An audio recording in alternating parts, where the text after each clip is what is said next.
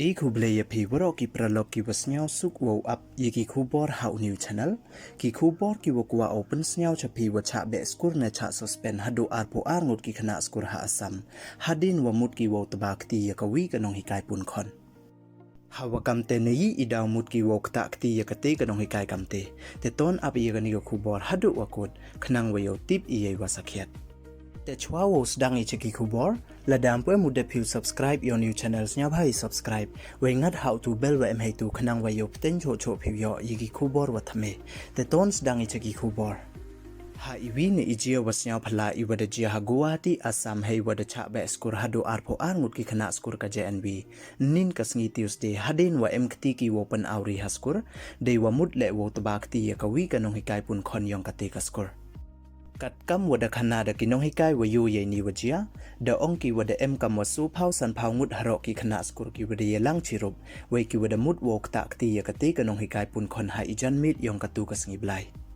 kat kam wada khana da vice principal yong kate ka skur da ong u wa kate kanong hikai pun khon da wir yong bru ko hadin wada care kut ki khana skur ya ka sodong ta wir we kam te da kilibu ki ya ka hospital tang wa kam wa man kate da yo ko wo mi ini ijia waro da jia i hadin wakani kanong hikai da khana ko yakabei upayong uwi ukhana skur hajrong waswi uwo purekot we hajrong wam em uplai jingmut uye pure puthi yong o we ye ni waro da khana ko hakayalang wadapan man haskur hapardi ka bei upayong ki khana wakinong hikai skur namo ka parent teacher meeting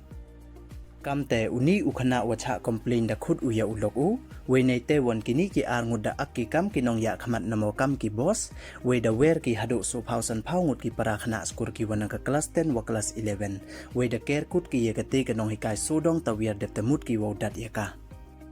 kat kam wada khana da kani kinong hikai da ong ko wada em katu kat ningut ki khana wa khungiet yaka we da em le ki watan yaka nasnyo tang wada yarap penlat yaka da ki arngut ki paranong hikai hachwa uyo ki te ki khana wo kta kti yaka we ye iti ikon wa pun ko I wada pun ko lasan banai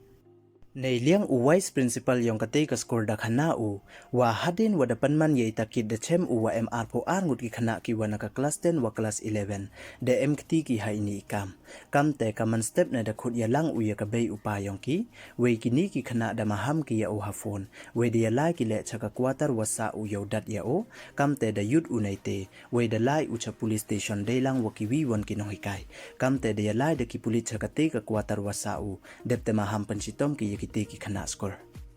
kamte dasnyaw tho che I wakini ki khana da mut ki wo khta akti ya kate kanong hikai du nei da wa khana ko ya ka bei upayong uwi ukhana hajrong waswi uwo khrekot ha ka parents teacher meeting kamte da chrai u we da khutlok u de te le u kamni